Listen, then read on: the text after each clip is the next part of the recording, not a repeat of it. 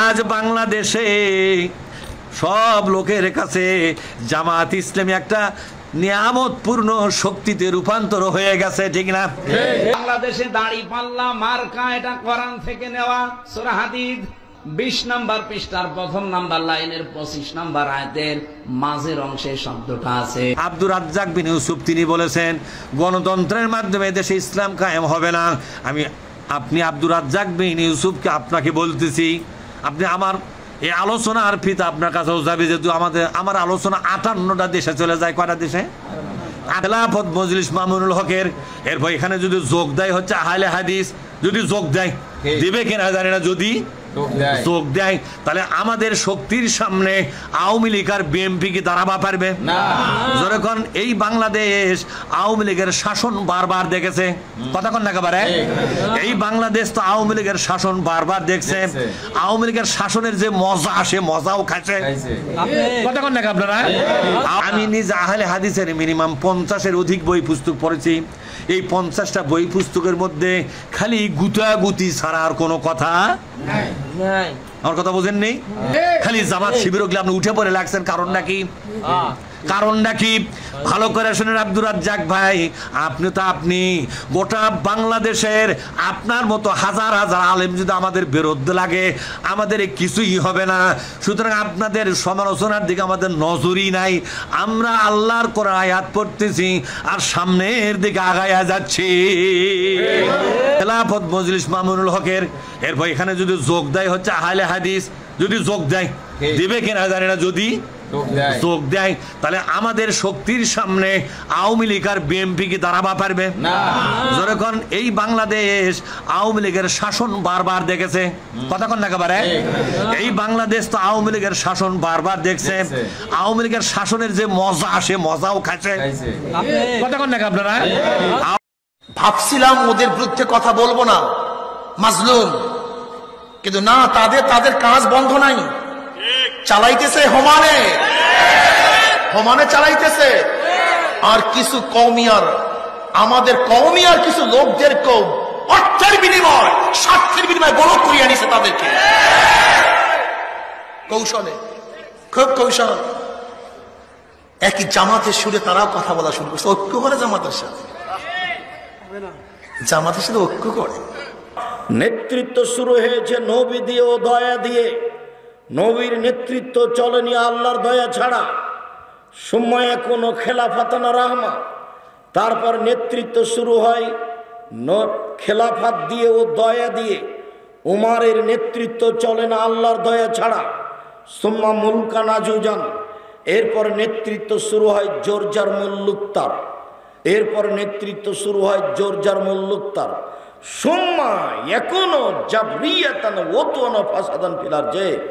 এরপর নেতৃত্ব শুরু হবে জোর করে, পিটিয়ে, মানুষকে হত্যা করে, যে কোনো মূল্যে মানুষ নেতা হবেই। তখন তাদের 4টা স্বভাব হবে। 1, ইস্তাহলুনাল হারিরা, এরা রেশমি কাপড় হালাল মনে করবে, বিছানে মখমল চাদর থাকবে। 2, অল ফরুজা, এরা জেনাকে হালাল মনে করবে। 3, অল খমুরা, মদকে হালাল মনে করবে। 4, ইরজাক আলাইহিম, দিন ধনী হয়ে যাবে, টাকা পয়সার অভাব থাকবে না, ব্যাংক ব্যালেন্স সব তাদের, কোনো চিন্তা নেই। ইরজাক আলাইহিম ইনসারুনা, তাদের সাহায্য করা হবে। এই 4টা স্বভাব হবে তাদের। ক্ষমতার ভিত্তিতেই টাকা উপার্জন করবে। ক্ষমতা মানে টাকা, আসলে ক্ষমতা মানে নিঃস্ব হওয়া, দেউলিয়া হয়ে যাওয়া। কেন? যেটুকু নিজের ছিল সেটুকুকে জনগণকে দিলাম, আর যা সরকারিভাবে ছিল সেটুকুকে জনগণকে দিলাম। যখন নেতৃত্ব শেষ হয়ে গেল তখন আমি নিঃস্ব হয়ে গেলাম, তার নাম নেতৃত্ব। যখন উসমান খলিফা হলেন রাদিয়াল্লাহু তাআলা আনহু, তিনি বলছেন সৌদি আরবের মাটিতে, এই বিশাল ভূখণ্ডে উসমানের চেয়ে কোনো ধনী মানুষ ছিলেন না গোটা সৌদি আরবে। তারপরে যখন নেতৃত্ব ছেড়ে দিতে হলো, শহীদ হওয়ার সময় চলে আসলো, তখন তিনি বললেন যে হজ করতে যাওয়ার জন্য একটা উট আছে, আর কিছু নেই। সামনে কি জায়গাগুলো কি বসার মতো না? আপনারা এখানে বা এখানে দাঁড়িয়ে আছেন কেন? কোনো সমস্যা নাকি? বা যারা এখানে কোনো দায়িত্ব পালন করার লোক নাই নাকি? যে তাই তো মনে হচ্ছে। এই ছেলে, যারা এখানে পাড়ার যারা প্রোগ্রামের দায়িত্ব নিয়েছ, এই জায়গাটা খালি করো। কি খালি ঢং ঢং করে বেড়াচ্ছ? মানুষ এখানে কথা বলছে, আমি কথা বলছি, তোমার চোখ নাই, তুমি দেখতে পাও না? অবাক। আপনাদের অনুরোধ করছে আপনারা সামনে বসেন, আর না হলে যারা এসেছিল চলে গেছে, আপনিও তার মধ্যে এসেছেন চলে গেছেন, হাট বাজার করার কাজ ছিল করেছেন। আমি নিজেও বুঝতে পারি না যে এসব জালসা, এসব বক্তব্যের ফলাফল কি হবে। আমি যাচ করেছি, তাতে আমি বক্তা শ্রোতার পরিচয় বই লিখেছি, মানে আমি এটা গ্রহণ করতে পারিনি। বক্তৃতাতে এমন হতে পারে না, মানে যেখানে মেলা থাকবে, মানুষজন থাকবে, পুরুষ নারী থাকবে, হইচই থাকবে, দোকানপাট থাকবে, পুতুল বিক্রি হবে, বাজনা হবে, সেটা তো আসলে দিন ধর্ম নয়। তো এখন কি হতে পারে?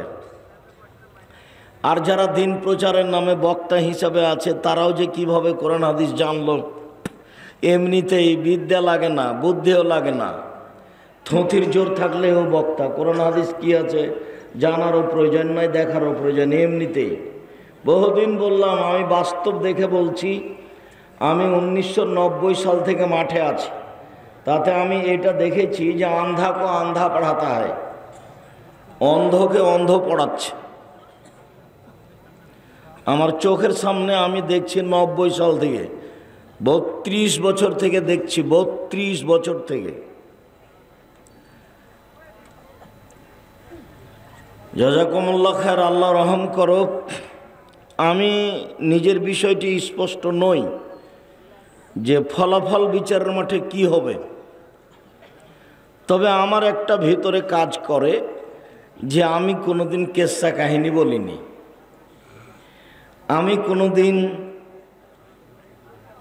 জাল জয়ী হাদিস বলিনি, আমি কোনোদিন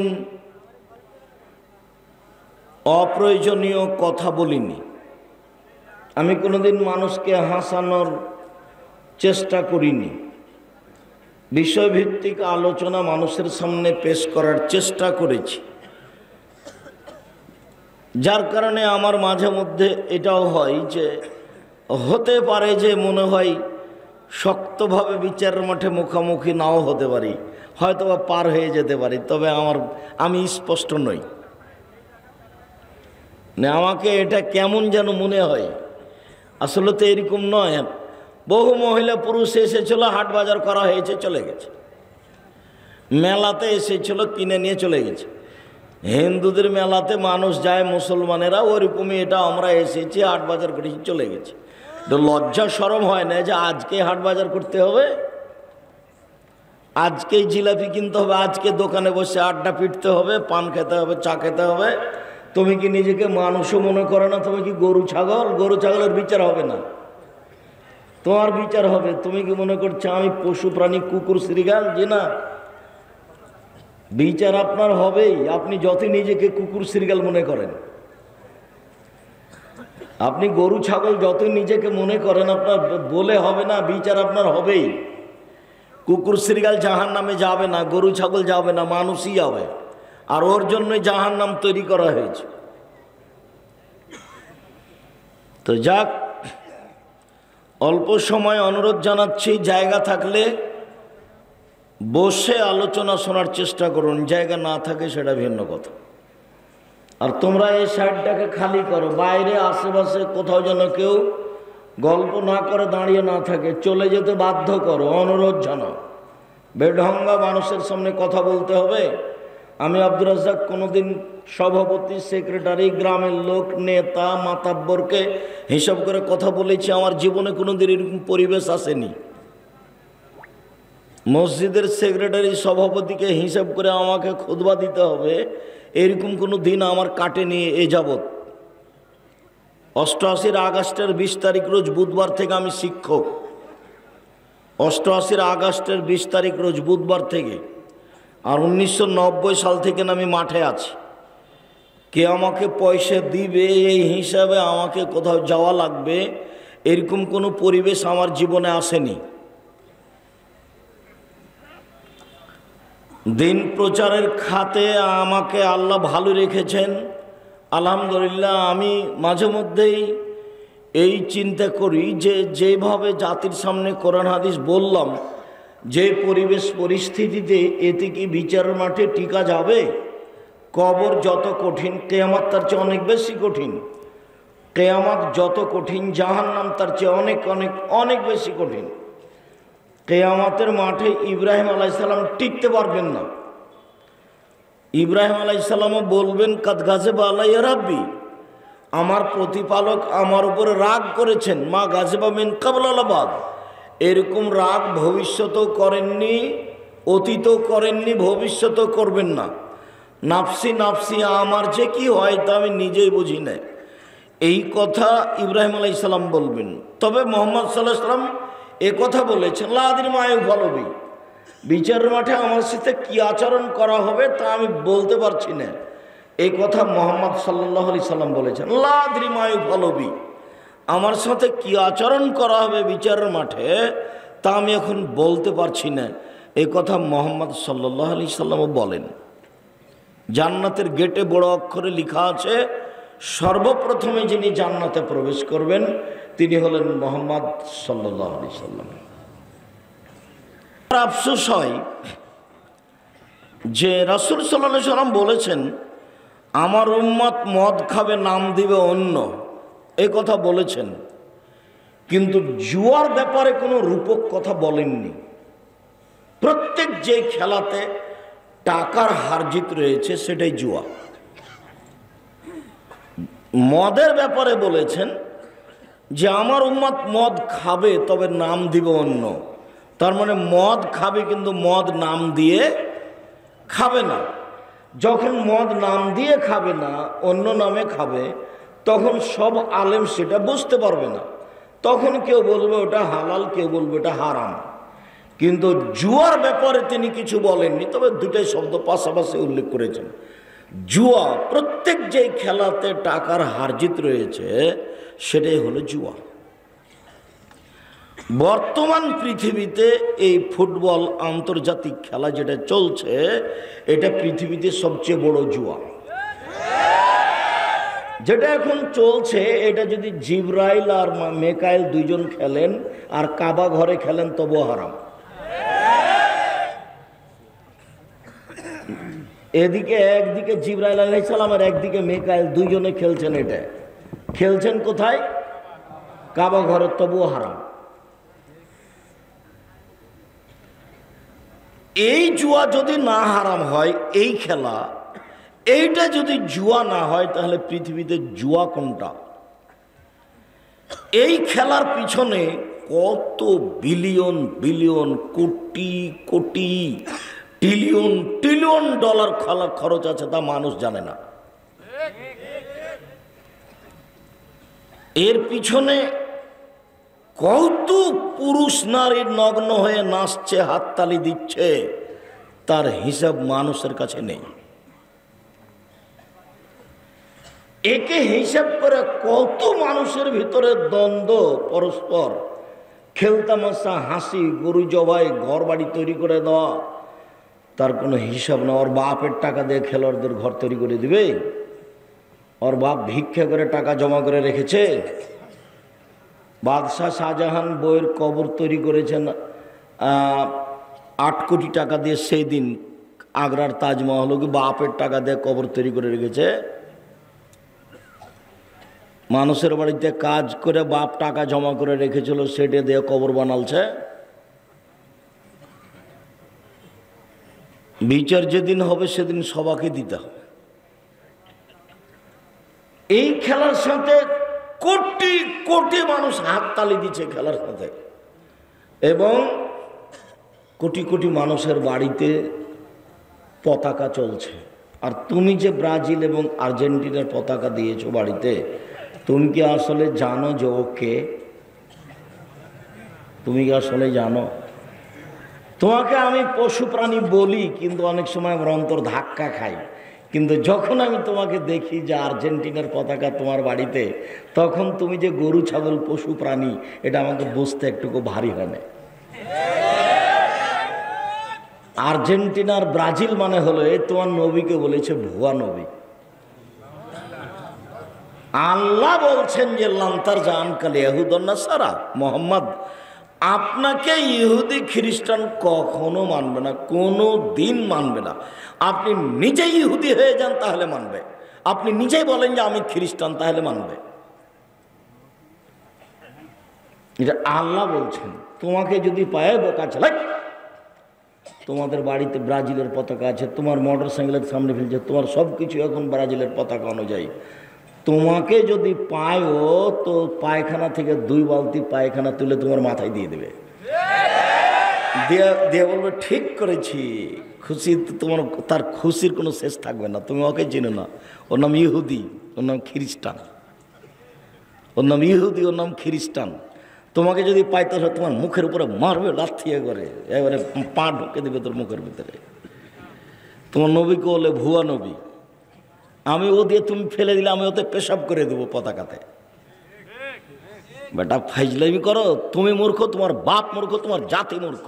তোমাকে আর তোমার বাপকে যদি আমি মূর্খ প্রমাণ করতে না পারি বেটা, আমি আর বক্তব্যই তোমার চলে গেলাম না, আমি আমার জীবনে কোনোদিন আসবো না জাতির সামনে। তুমি মূর্খ, তোমার বাপ মূর্খ, তোমার বংশ মূর্খ, তোমার জাতি মূর্খ। তোমাকে কবর দিতে এসছি। সাহস থাকলে দাঁড়াতে বলো তোমার বাপকে, সাহস থাকলে তুমিও দাঁড়াও। তোমার নবী হলো তার কাছে ভুয়া নবী। 1 সেকেন্ডের জন্য তোমার নবী কেউ মানেনি, 1 সেকেন্ডের জন্য, 1 সেকেন্ডের জন্য। আল্লাহ বলছেন মানেনি, বলছে এ যদি নবী হয় তো আমাদের থেকে হবে। নবী হলো আমাদের ঈসা, আমাদের মুসা নবী, এ কেন?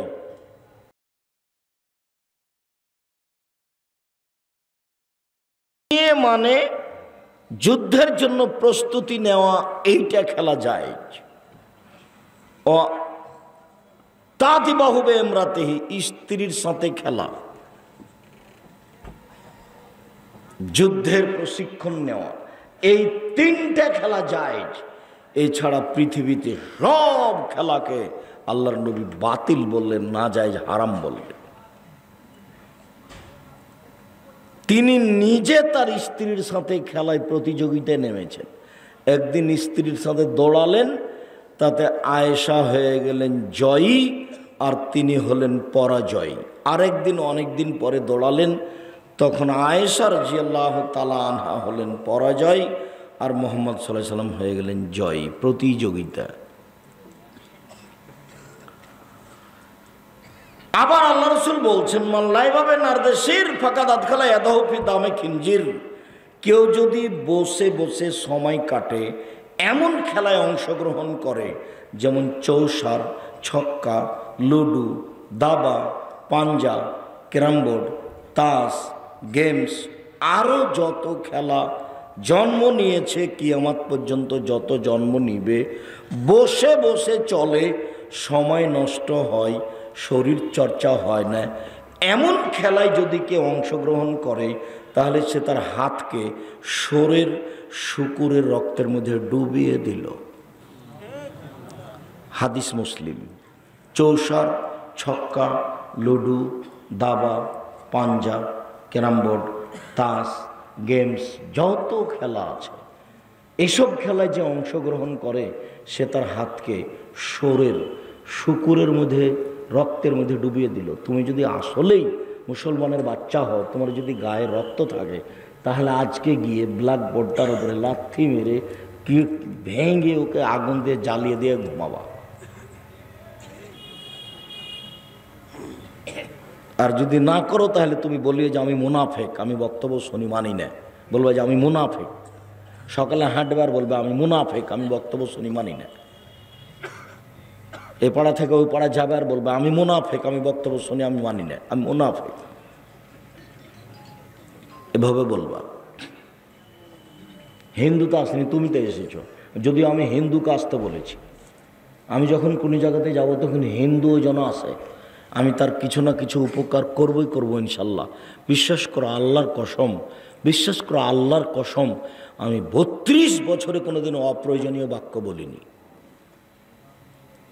32 বছরে আমি কোনোদিন কেসা কাহিনী বলিনি, 32 বছরে আমি কোনোদিন সরকার বিরোধী বক্তব্য দিইনি, 32 বছরে আমি কোনোদিন কারোর বিরুদ্ধে কথা বলতে যাইনি, 32 বছর আমি কোনোদিন মানুষের কাছে পথ খরচ পাতেও চাইনি, 32 বছর আমি কোনোদিন নিজের পরিচয় দিইনি। আমাকে যখন চাপ দিয়ে বলেছে যে বিজ্ঞাপন পোস্টারে কি লিখব, তখন আমি বলেছি আমার নাম আব্দুর রাজ্জাক আর আমার বাপের নাম ইউসুফ, বাপ বেটা মিলে আব্দুর রাজ্জাক বিন ইউসুফ।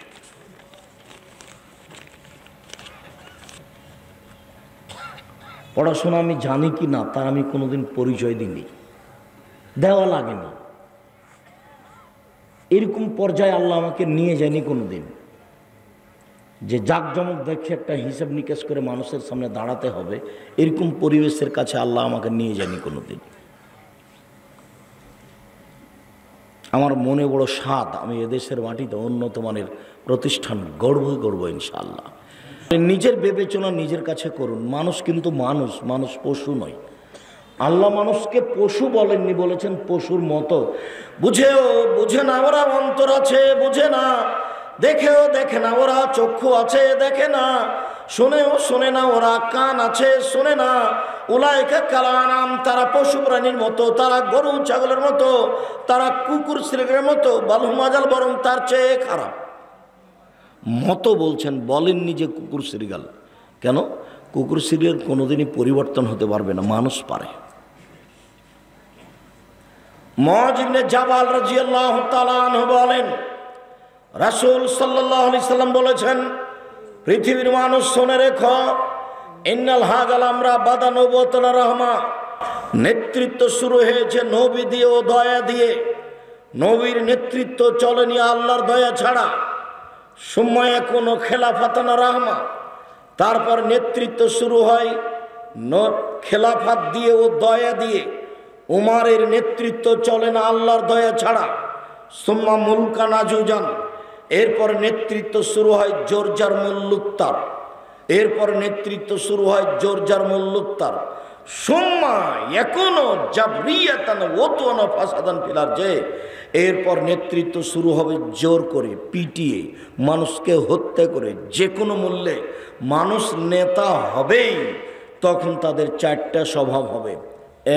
1, ইস্তাহিলুনাল হারিরা, এরা রেশমি কাপড় হালাল মনে করবে, বিছানে মখমল চাদর থাকবে। 2, অল ফরুজা, এরা জেনাকে হালাল মনে করবে। 3, অল খমুরা, মদকে হালাল মনে করবে। 4, ইরজাকু আলাইহিম, দিন ধনী হয়ে যাবে, টাকা পয়সার অভাব থাকবে না, ব্যাংক ব্যালেন্স সব তাদের, কোনো চিন্তা নেই। ওয়া ইরজাকু আলাইহিম ওয়া ইনসুরুনা, তাদের সাহায্য করা হবে। এই 4টা স্বভাব হবে তাদের। ক্ষমতার ভিত্তিতেই টাকা উপার্জন করবে। ক্ষমতা মানে টাকা, আসলে ক্ষমতা মানে নিঃস্ব হওয়া, দেউলিয়া হয়ে যাওয়া। কেন? যেটুকু নিজের ছিল সেটুকুকে জনগণকে দিলাম, আর যা সরকারিভাবে ছিল সেটুকুকে জনগণকে দিলাম। যখন নেতৃত্ব শেষ হয়ে গেল তখন আমি নিঃস্ব হয়ে গেলাম, তার নাম নেতৃত্ব।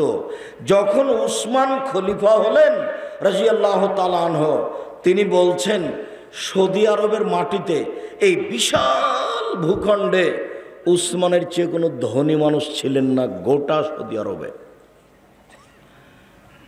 তারপরে যখন নেতৃত্ব ছেড়ে দিতে হলো, শহীদ হওয়ার সময় চলে আসলো, তখন তিনি বললেন যে হজ করতে যাওয়ার জন্য একটা উট আছে, আর কিছু নেই। অথচ সৌদি আরবে সবচেয়ে বড় ধনী, হজ করতে যাওয়ার জন্য একটা উট আছে। আর এখন যারা নেতা হচ্ছে তাদের দেখবেন গাড়ি বাড়ি ঢাকায় এখন ওরা আছে। আল্লাহ নবী বলছেন যে জোর করে নেতা হবে তখন 4টা স্বভাব হবে তার। 1, রেশমি কাপড় থাকবে তার। 2, জেনা থাকবে তার। 3, মদ থাকবে তার। 4, টাকা থাকবে তার। 4টা। আবু হুরায়রা রাদিয়াল্লাহু তাআলা আনহু বলেন, রাসূল সাল্লাল্লাহু আলাইহি ওয়াসাল্লাম বলেছেন, ইন্না মিন আশরাতি শাহ, নিশ্চয় কিয়ামতের লক্ষণ, ইরফাল ইলম, 1, বিদ্যা উঠে যাবে। 2, ওয়াকসুরাল জাহল, মূর্খতা বেড়ে যাবে। 3, ওয়াকসুরা জিনা, জেনা বেশি হয়ে যাবে। 4 ওয়াকিল্লার রেজাল, পুরুষ কমে যাবে। 5 ওয়াকসরা নিসা, মহিলা বেশি হয়ে যাবে। হাত্তা এখন আলে খামসিনা ইমরাল কাইমুল ওয়াহিদ, একজন পুরুষের অধীনে থাকবে 50 জন নারী। 50 জন, এটা 50 নয়, একজন পুরুষের অধীনে শত হাজারো নারী থাকবে, সব জেনার সম্পর্ক থাকবে। এইখানে এই বৈঠকে এমনও কত যুবক আছে যার শত নারীর সাথে জেনার সম্পর্ক আছে। রাসূল সাল্লাল্লাহু আলাইহি সাল্লাম বলেন, আইনানের তাজনিনে জেনাহুমন নাজর, 2 চোখের জেনা হচ্ছে চোখ দিয়ে দেখা। অলোজনানে জেনাহুল ইস্তেমাও, 2 কানের জেনা হচ্ছে কান দিয়ে শোনা। অলিয়াদ জেনাহাল বাৎস, হাতের জেনা হচ্ছে হাত দিয়ে ধরা। আর রিজল জেনাহাল মাসি, পায়ের জেনা হচ্ছে পা দিয়ে চলা। জেনাল কালতা তোমনা তাস্তাহি, অন্তরের জেনা হচ্ছে পরিকল্পনা করা। জেনাল লেসানা নুতক, জিবার জেনা হচ্ছে কথা বলা। এগুলি সব জেনা। আপনি আমার দিনী ভাই, এই ছেলে তোমাকে বলছি, শোনো, তুমি একটা কথা মনে রেখো। দেখো, মোবাইলে যেসব মেয়েকে তুমি দেখছো এর কিন্তু বিচার হবে। আল্লাহ এমন সত্তা যে তোমার এটা কেউ দেখতে পায় না, কিন্তু আল্লাহ দেখতে পান। আর যেদিন বিচার হবে সেদিন সবাই দেখতে পাবে। কেন? বিচারের 4টা পদ্ধতি। বিচারের 4টা পদ্ধতি। 1, সবার হাতে খাতা দেওয়া হবে, আরবি ভাষাতে থাকবে লেখা। তুমি আরবি জানলেও পড়তে পারবা, না জানলেও পড়তে পারবা। দেখবে আর বলবে, মালে হাজাল কিতাব লাইগাদের সাগিরতলা কবিরা, কি আশ্চর্য ধরনের বই। জীবনের ছোট কথাও লেখা আছে, বড় কথাও লেখা আছে। আপনি আরবি পড়বেন আর বলতে পারবেন, তার মানে সব পাপ আপনাকে নিজে পড়তে হবে, নিজে আবার পড়তে হবে বিচার মাঠে। 2, সব পাপ দেখতে পাবেন। আল্লাহ বলছেন, মিসকাল যাররাতিন খাইরাইয়ারা মিসকাল যাররাতিন শাররাইয়ারা, বিন্দু মাত্র যদি পাপ করে থাকেন সেটা আপনি দেখতে পাবেন। দেখার পদ্ধতি আল্লাহ রাসূল বলছেন, এনজুরু আইমানা মিনহু, সে তার ডান দিকে লক্ষ্য করবে। ফায়ারা মা কাদ্দামা মিন আমালিহি, পুরো জীবনের সব কর্ম দেখতে পাবে ডান দিকে তাকানোর সাথে সাথে। সময় এনজুরু আসমা মিনহু, তারপর বাম দিকে লক্ষ্য করবে। ফায়ারা মা কাদ্দামা মিন আমালিহি, পুরো জীবনে যা করেছে সব কিছু বাম দিকে দেখতে পাবে। তার মানে আপনাকে দেখানো হবে সে পাপ। পৃথিবীর সব মানুষকে তার পাপ নাকি দেখানো হবে। এটা হলো 2 নম্বর পদ্ধতি। 3 নম্বর পদ্ধতি হলো এই যে মাটি কথা বলবে। ইয়াউমাইযিন তুহাদ্দিসু আখবারাহা, মাটি টপ টপ টপ টপ করে কথা বললে আপনি কি অন্যায় করেছেন সব বলে দিবে মাটি। 4, হাত কথা বলবে আপনি কি করেছেন, সব কথাগুলি হাতে টপ টপ টপ টপ করে বলবে। যখন হাতের বলা শেষ হবে তখন পায়ে বলবে তুমি ঠিক বলেছ। মনে থাকবে না মনে হয়? মানুষকে অপরাধী প্রমাণ করার কয়টা পদ্ধতি? 4টা। সম্মানিত দিনী ভাই বোন, আমরা আপনাকে আন্তরিকভাবে আজকের অতি অল্প সময়ের বক্তব্যে যেটা আমি জোরালোভাবে অনুরোধ জানিয়েছি সেটা আপনি মনে রাখবেন। আমার নাসিহাতে 4টা কথা মনে রাখেন। 1, 5 ওয়াক্ত সালাত, কোনোদিন 5 ওয়াক্ত সালাত থেকে দূরে থাকিয়েন না। 2, হালাল রুজি, যেভাবেই হোক, চকলেট বিক্রি করা হোক, কাপড় বিক্রি করে হোক, দিন মজুরি করা হোক, হালাল রুজি। 3, একটু কোরআন তেলাওয়াত, অন্তত ইখলাস। প্রত্যেক দিন সকালে বা বিকালে সূরা ইখলাস 3 বার পড়বেন অন্তত, দিয়ে নিজেকে বলবেন যে আমি কোরআন মাজিদ পড়ি। আর যদি নিয়মিত কোরআন মাজিদ পড়তে পারেন ভালো, পড়েন। সূরা বাকারা যদি পড়তে পারেন তাহলে সূরা বাকারা আপনার পক্ষে বিচার মাঠে তুমুল যুদ্ধ করবে, খুব তর্ক বিতর্ক লাগিয়ে দিবে আল্লাহর সাথে আপনার পক্ষে আপনাকে জান্নাতে নিয়ে যাওয়ার জন্য। সূরা বাকারা আর সূরা আলে ইমরান। আল্লাহ নবী বলছেন, সূরা বাকারা পড়তে পারে না অলস মানুষ, সূরা বাকারা পড়তে পারে না অলস মানুষ, সূরা বাকারা পড়ে না যে তার বরকত হবে না, সূরা বাকারা পড়ে না যে তার বরকত হবে না, সূরা বাকারা পড়তে পারে না যে সে ক্ষতিগ্রস্ত হলো, সূরা বাকারা পড়তে পারে না যে সে ক্ষতিগ্রস্ত হলো। কোনোটাই যদি না পারেন তাহলে আপনার একটা কথা আপনাকে আমি মনে রাখার জন্য অনুরোধ জানাচ্ছি যে 4টে কর্ম যাদের কবরের শাস্তি হয় না। 1, জুমার দিন মারা গেলে কবরের শাস্তি হয় না। 2, শহীদ হলে কবরের শাস্তি হয় না। 3, পেটে ব্যথায় মারা গেলে কবরের শাস্তি হয় না। 4, সূরা মুলক রাতে পড়ে ঘুমালে কবরের শাস্তি হয় না। উপরের 3টা পারবেন না। জুমার দিন মরণ হবে কিনা আপনি বলতে পারছেন না। আপনি শহীদ কিনা, বাংলাদেশে তো সবাই শহীদ, তখন কে যে শহীদ তো বিচার মাঠে ধরা পড়বে। 3, পেট ব্যথায় মারা গেলাম। পেট ব্যথায় আমি মারা গেলাম কি না, এটা যে কোন ব্যথা তা তো আমি নিশ্চিত বলতে পারছি না। থাকলো সূরা মুলক। সূরা মুলকের 2টা সুবিধা, একটা হলো কবরের শাস্তি হবে না, বন্ধ। আর আরেকটা হলো বিচারের মাঠে যতক্ষণ পর্যন্ত ক্ষমা না হবে ততক্ষণ পর্যন্ত সূরা মুলক আপনার পাশ থেকে যাবে না। সূরা বাকারা কতক্ষণ থাকবে তা বলা যায় না, তবে সূরা বাকারা খুব তুমুল ঝগড়া করবে আল্লাহর সাথে। চলে যাবে না কি এক সময়ে, না শেষ পর্যন্ত থাকবে, এই কথা মুহাম্মদ সাল্লাল্লাহু আলাইহি ওয়াসাল্লাম বলেননি। তবে মুহাম্মদ সাল্লাল্লাহু আলাইহি ওয়াসাল্লাম বলেছেন সূরা মুলক ক্ষমা না হওয়া পর্যন্ত যাবে না। যেমনটা তিনি বলেছেন ছোট ছোট বাচ্চা মারা গেলে, ছেলে মেয়ে মারা গেলে যতক্ষণ পর্যন্ত বাপ মায়ের ক্ষমা না হয়েছে ততক্ষণ পর্যন্ত ওই ছেলে মেয়ে ছাড়বে না। যার জন্য বলি যে 1-2টা ছেলে মেয়ে নিলে হবে। 2টা ছেলে মেয়ে নিয়েছেন তো কয়টা মরবে আর কয়টা থাকবে? 10-12টা ছেলে মেয়ে হলে 2-1টা মারা যাবে, 5-7টা থাকবে। যেমন আপনারা 10-12 ভাই বোন, 2-3 জন মারা গেছে, 5-7 জন আছেন। বেশি ছেলে মেয়ের অনেক সুবিধে, ছেলেই মাত্র 1টা, ছেলেই মাত্র 2টা, তো কয়টা মরবে আর কয়টা থাকবে? বড় ভুল এগুলো। ছেলে মেয়ে বেশি নেন, রুজি বেশি হবে, বিচারের মাঠে সফলতা অর্জন করতে পারবেন। সম্মানিত দিনী ভাই বোন, আমি আপনাকে অনুরোধ জানাচ্ছিলাম যে 4টা নসিহতের 4 নম্বর হলেই দোকানে বসে আড্ডা পিটবেন না। যেখানে 2 জন বসে আছে সেখানে বসবেন না। এখানে 2 জন বসে কথা বলছে, আপনি ওখানে যাবেন না। যদি যেতেও হয় জরুরি কারণে, তাহলে দাঁড়িয়ে দাঁড়িয়ে কথা শেষ করে চলে যাবেন। আড্ডা পিটবেন না কোনো সময় 1 মিনিটের জন্য। কখন যে কোন কথা বলে ফেলবেন যার কারণে তাহাজ্জুদ আর টিকতে পারবে না, হজ করে আর আপনি টিকতে পারবেন না। কাজেই আপনি ওই জায়গাতে বসবেন না। 4টে কথা: 1, 5 ওয়াক্ত সালাত; 2, হালাল রুজি; 3, কোরআন তেলাওয়াত; 4, 2 জন যেখানে বসে আছে সেখানে না বসা, আড্ডা না পিটা। এটা মনে থাকবে না মনে হয়? আপনি চেষ্টা করেন, আপনি সফল হতে পারবেন ইনশাআল্লাহ।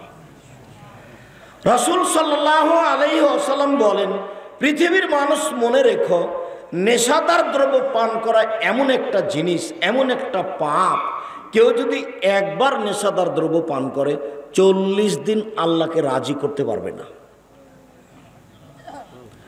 রাসূল সাল্লাল্লাহু আলাইহি সাল্লাম বলেন, নেশাদার দ্রব্য পান করা এমন পাপ, মান শারাবাল খামরা, কেউ যদি একবার নেশাদার দ্রব্য পান করে, লাম তুকবাল লাহু সালাতুন 40 লাইলা, তাহলে 40 দিন তার নামাজ কবুল হবে না। এরকম পাপ দুনিয়াতে নেই। রাসূল সাল্লাল্লাহু আলাইহি সাল্লাম বলেন, সারবুল খামরি কা আবেদ ওয়াসানিন, নেশাদার দ্রব্য পান করা হচ্ছে মূর্তি পূজার মতো পাপ। সরস্বতী, ভগবতী, কালী, দুর্গা এদের পূজা করলে যেমন পাপ হয়, নেশাদার দ্রব্য পান করলে তেমন পাপ হয়। রাসূল সাল্লাল্লাহু আলাইহি সাল্লাম বলছে, কোনো পাপকে এভাবে মিলানো নেই। চুরি হোক, জেনা হোক, ডাকাতি হোক, সুদ হোক, ঘুষ হোক, কোনো পাপকে এইভাবে উল্লেখ করা হয়নি যেটা নেশাদার দ্রব্যকে বলা হয়েছে। রাসূল সাল্লাল্লাহু আলাইহি ওয়াসাল্লাম বলেন, পৃথিবীর মানুষ শুনে রেখো, 3 শ্রেণীর মানুষ জান্নাতে যাবে না। 1, মধুমিলন খামর, যারা নিয়মিত বিড়ি, তামাক, জর্দা, সিগারেট, গুল, নেশাদার দ্রব্য খায়, পান করে, তারা জান্নাতে যাবে না। 2, ও রাজরাত মিনান নিসায়, পুরুষের বেশধারী নারী জান্নাতে যাবে না। যারা পুরুষের জুতা স্যান্ডেল পরে, যারা পুরুষের শার্ট প্যান্ট পরে, যারা পুরুষের পোশাক পরে, যারা গেঞ্জি গায়ে দিয়ে চলে, ওরা জান্নাতে যাবে না। 3, ও দায়ুস আল্লাযী কুরফি আলাল খাবাসা, যে তার বাড়িতে বেহায়ার সুযোগ দিয়েছে ও জান্নাতে যাবে না। রাসূল সাল্লাল্লাহু আলাইহি ওয়াসাল্লাম বলেন 3 শ্রেণীর মানুষ জান্নাতে যাবে না। 1, আক্কন, বাপ মাকে মানে না যে। 2, মদমুল খামরে, নেশাদার দ্রব্য পান করে যে। 3, মুকাদ্দিবুল মিল কাদারে, ভাগ্যকে অস্বীকার করে যে ভাগ্যকে অস্বীকার করে সে জান্নাতে যাবে না। রাসূল সাল্লাল্লাহু আলাইহি সাল্লাম বলেন 3 শ্রেণীর মানুষ জান্নাতে যাবে না। 1, আক্কন, বাপ মাকে মানে না যে। 2, মদ খায় যে। 3, মুসাদ্দিকুন বিসসিহরে, জাদুকে বিশ্বাস করে যে। জাদু খেলাও হারাম, জাদু দেখাও হারাম। মোবাইলের অপর নাম জাদু। মোবাইলের অপর নাম কি? জাদু। পেশাব পায়খানা তো মানুষ মোবাইল নিয়ে যায়, পায়খানায় নিয়ে গেছে মোবাইল, আসলে এ জাদু। সম্মানিত দিনী ভাই বোন, রাসূল সাল্লাল্লাহু আলাইহি ওয়াসাল্লাম এই ব্যাপারে যে কথাগুলি বললেন, এইটা আমি আপনি যদি যথাযথভাবে মূল্যায়ন করি তাহলে কিছু না কিছু ভালো ফল পাবো ইনশাআল্লাহ। সম্মানিত দিনী ভাই বোন, রাসূল সাল্লাল্লাহু আলাইহি ওয়াসাল্লাম বলেন পৃথিবীর মানুষ তোমরা 3টা কাজ করো। 1, আতেমুল জাহিয়া, দুস্থ গরিব ফকির মিসকিনকে খেতে দাও। 2, উদুল আরিজা, অসুস্থ মানুষকে দেখতে যাও। 3, ফুকুল আনি, যারা বন্দী আছে জেল হাজতে তাদেরকে মুক্তি করার চেষ্টা করো। বুখারী মুসলিম। অত্র হাদিসের কথা 3টি আমি আপনাদেরকে জোরালোভাবে মেনে চলার অনুরোধ জানিয়ে কথার শেষের দিকে চলে আসলাম। রাসূল সাল্লাল্লাহু আলাইহি সাল্লাম বলেন পৃথিবীর মানুষ তোমরা 3টা কাজ করো। 1, দুস্থ গরিব ফকির মিসকিনকে খেতে দাও। 2, অসুস্থ মানুষকে দেখতে যাও। 3, যারা জেল হাজতে বন্দী আছে তাদেরকে বের করার চেষ্টা করো। এটা আল্লাহ রাসূলের আদেশ। সম্মানিত দিনী ভাই বোন, আমি আপনাদেরকে 5 ওয়াক্ত সালাত আদায়ের অনুরোধ জানিয়ে, হালাল হারাম বেঁচে চলার অনুরোধ জানিয়ে, দোকানপাটে আড্ডা না পিটার অনুরোধ জানিয়ে, মানুষের সাথে জোর জুলুম করে জমি দখল না করার, মানুষের সাথে খারাপ আচরণ না করার অনুরোধ জানিয়ে আপাতত আজকের মতো কথা এখানে শেষ করছি। সবাই উপদেশ তো বই নেবেন। আব্দুল্লাহর মিন্নাতুল বাড়ি এসেছে পত্রিকা ছেড়ে কেউ যাবেন না। আর এটা মাদ্রাসা আদায় করছিল, আপনারা জানেন। কেউ খালি হাতে যাবেন না, সম্ভবপর সহযোগিতা করে যাবেন। আর সলাতের উপরে বইটা নতুন বের হয়েছে, আমি যে আলোচনা করছিলাম সেটা উপদেশ বই আছে। আমি দিনী ভাই বোনকে উপদেশ বই সহ অন্যান্য যত বই আছে, বিশেষভাবে মাসিক আল ইতিসাম পত্রিকা, সব বইগুলি সংগ্রহ করার অনুরোধ জানাচ্ছি। কয়েকটা জিজ্ঞাসা।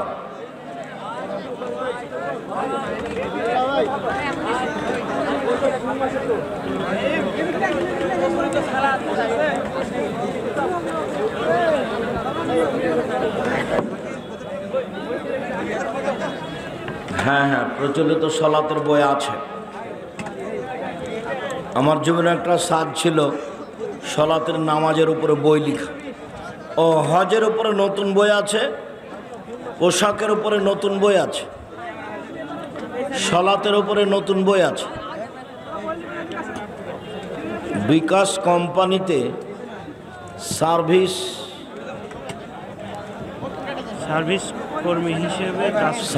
কর্মী হিসেবে কাজ করি। আমার কাজ হলো QR কোড এর স্টিকার লাগানো ও ছবি তোলা। এ কাজ করে টাকা উপার্জন কি হালাল হবে? জি না, হালাল হবে না। আমি জেনারেল লাইনের ছাত্র। আমি কিভাবে জ্ঞান অর্জন করে দিনের দায়ী হতে পারবো? বেশি বেশি বাংলা বই চর্চা করো। এমনিতে কেউ খালি হাতে যাবেন না, টাকা না থাকলে একটা পত্রিকা হাতে নিয়ে যাবেন। মাসিক আল ইতিসাম জাতির বিশাল সম্পদ। 25-30 টাকা যেন আপনার কাছে বড় মনে না হয়। কেউ পত্রিকা ছেড়ে যাবেন না। অন্যান্য বই নেন, সলাতের উপরে বই নেন, আদর্শ পরিবার, আদর্শ নারী, বক্তা শ্রোতার পরিচয়। মরণ একদিন আসবেই। প্রিয় শায়েখ আপনাকে এবং ডক্টর গালিব স্যারকে আবারও এক মঞ্চে দেখতে চাই, চেষ্টা করো। আচ্ছা, যে এটা কোরিয়া থেকে দিয়েছি মসজিদের জন্য এখানকার হ্যাঁ এখান থেকে এক ভাই কোরিয়া থেকে এই মসজিদের জন্য দিয়েছেন। আল্লাহ সাল্লি আলাই আল্লাহ মুবারক আলাই। বিশ্বকাপে সৌদি আরব জয় পেয়েছে, তাই অনেক আলেম বলছেন যে এটা নাকি ইসলামের বিজয়। আল্লাহ তুমি তাকে ক্ষমা করো। মানুষ কোন দিকে চলে গেছে। বলছি যে 3 ফুট পর পর দাঁড়ানো যায়, তাই বলছে মসজিদে। আলেম ওলামাই বলছে।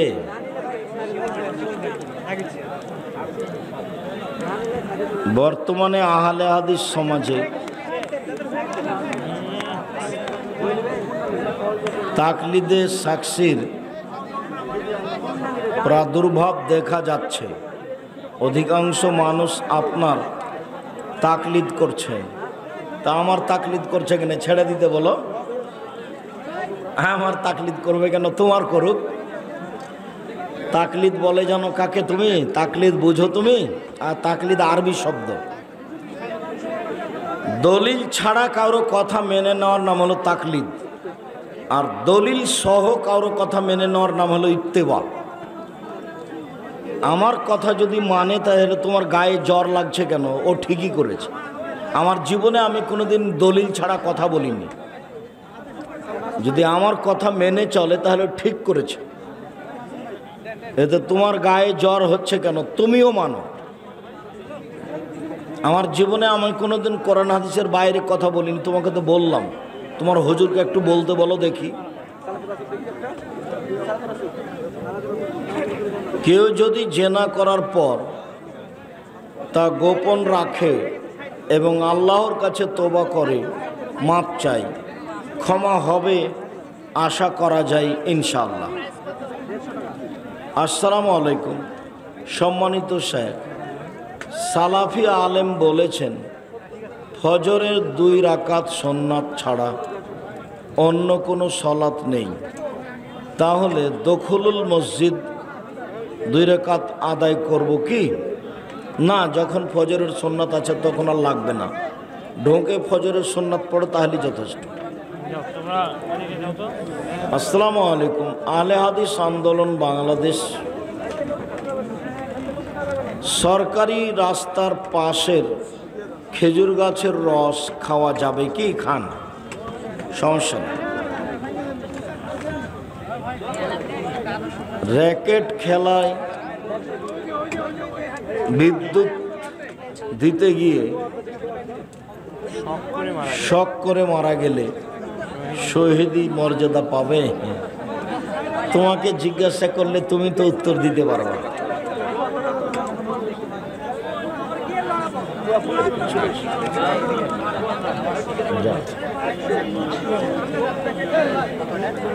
আসরের সলাতে প্রথম বৈঠকে দরুদ পড়া যাবে কি?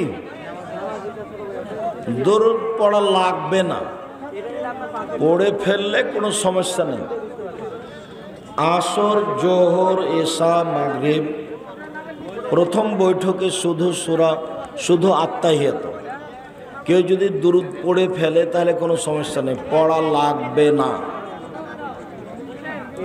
ফরজ সালাতে মহিলাদের ইকামত দিতে হবে কি? হবে, জরুরি। দিনী ভাই বোন, আমি সবাইকে বইগুলি সংগ্রহ করার জন্য অনুরোধ জানাচ্ছি। আমাদের কথা এবং কলমের মধ্যে ফাঁক না রাখার আমরা চেষ্টা করি। আর মাসিকাল ইতেসাম পত্রিকা ছাড়া কেউ যাবেন না। ধান যদি 20 মণের কম হয় তাহলে ওসর দিতে হবে না 80 ওজনে। আর কেজির ওজনে 18 মণ 30 কেজি হলে 20 ভাগের 1 ভাগ ওসর দিতে হবে। 18 মণ 30 কেজি। আমরা এক মায়ের পেটের 3 ভাই, 3 জনের আলাদা সংসার। আমরা কি একসাথে কুরবানি দিতে পারবো? জি না, 7 ভাগে কুরবানি চলে না। ব্যক্তিগতভাবে কুরবানি দিতে হবে। আমার সন্তানেরা বড় হয়েছে, একজনের বয়স 26, একজনের 22। তাদের কি এখন আকিকা দেওয়া যাবে? 7 দিনের পরে আকিকা নেই। গরু দিয়ে আকিকা চলে না,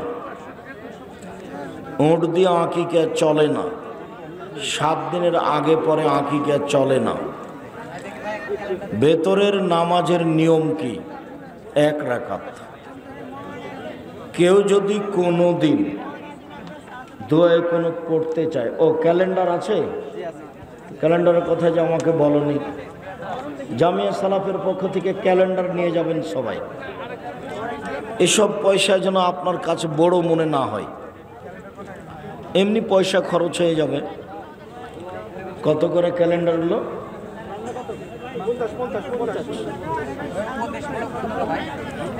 ক্যালেন্ডারগুলো সাথে নিয়ে যাবেন। জুমার ফরজ সালাতের আগের 4 রাকাত সুন্নাত নামাজ ইমাম পড়তে বলে।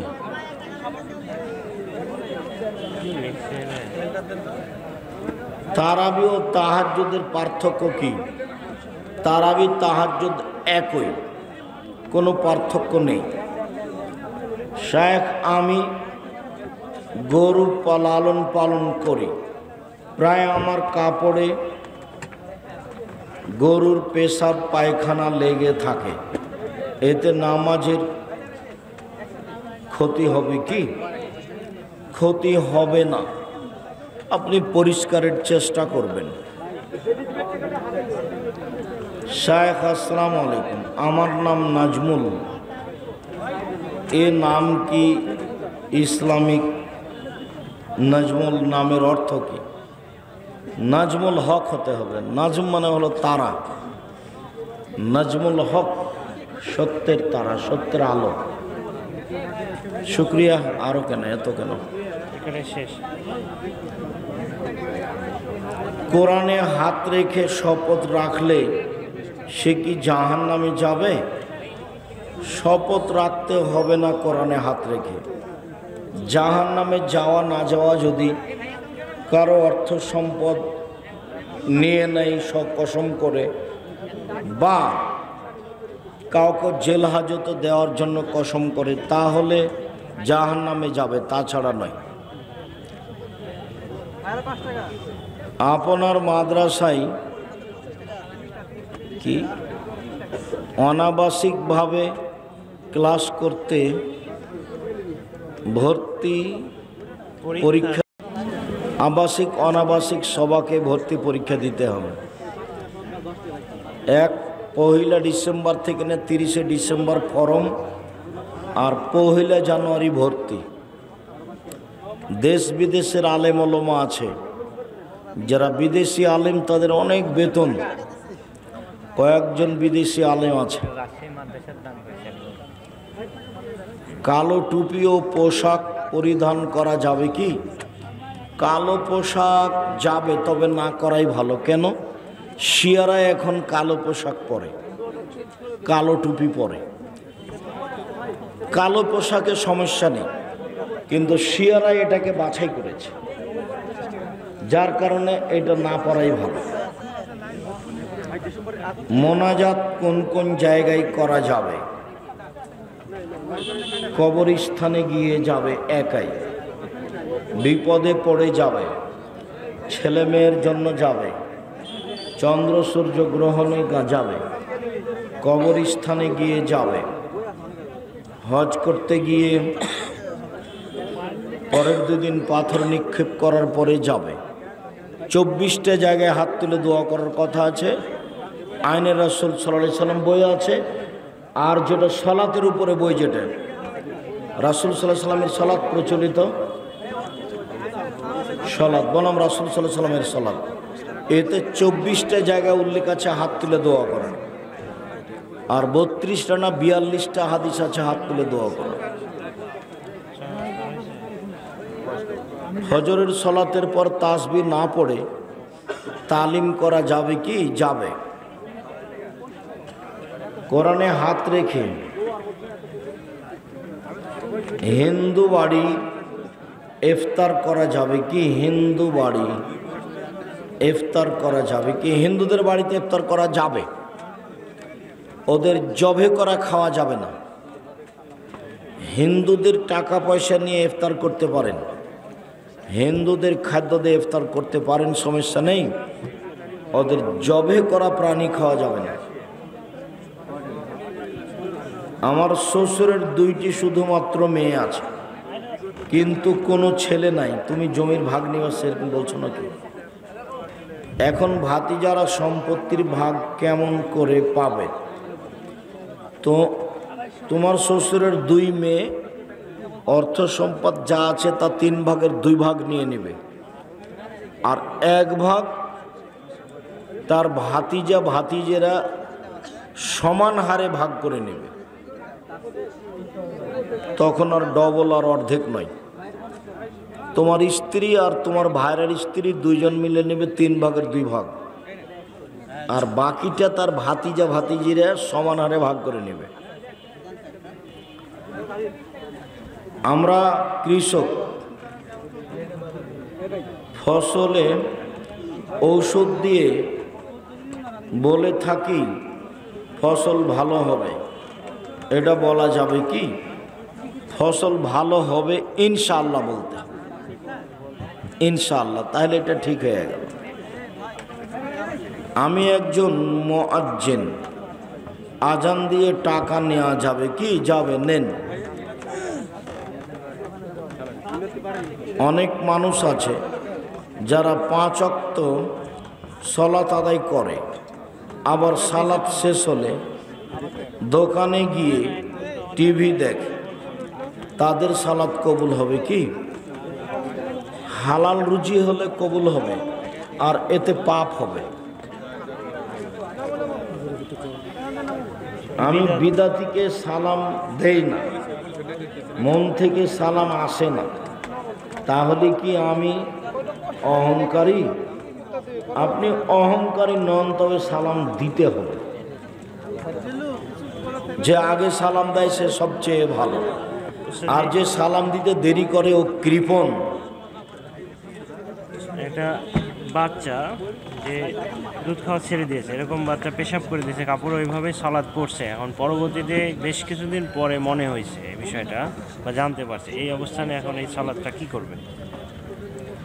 দীর্ঘদিন যাবৎ ছেলের পেশাবের কাপড়ে সালাত আদায় করেছে, এখন কি করবে?